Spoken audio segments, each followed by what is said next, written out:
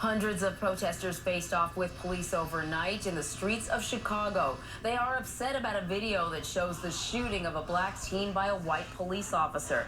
We have a warning for you now. The police cruiser dash cam video is pretty disturbing. It shows 17-year-old Laquan McDonald moving away from police as he shot. Officer Jason Van Dyke fires 16 times. He was charged with murder Tuesday. CBS News digital journalist Alex Penna is covering the protest, and he joins us now from Chicago on the phone. Alex, good morning.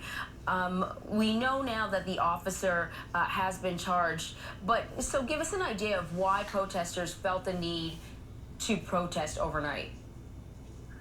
Right, well, the protesters here, despite the indictment yesterday, there were still a lot of unanswered questions regarding the case that they wanted answered, which was one of the reasons that they took to the streets. A lot of the protesters were telling me one of the reasons was they wanted to know why the video hadn't been released until now. This happened in October of 2014. So why did that video take so long was one of their questions.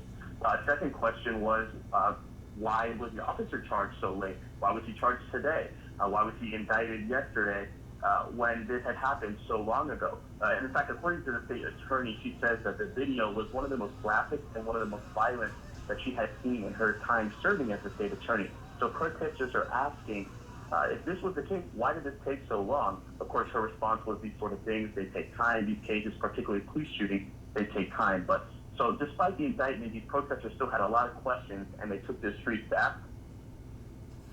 Alex, you have actually spent the past few months covering a number of protests. How would you characterize what you saw here in Chicago compared to some of the other places that you've been? Sure. Well, so the situation here is certainly very different. For one, the group was much smaller. The protest that we saw last night, we probably saw about 100 protesters, more or less. It was much less violent. These protests were overall peaceful. There was no destruction of property, very little violence like we saw in Ferguson or Baltimore. But the cases were also very different. Speaking specifically in Baltimore, it was an indictment of the police officers that actually ended the massive protest, whereas here in Chicago, it was an indictment that essentially brought them out into the streets. So we're looking at a different scenario in terms of how the police shootings were being handled.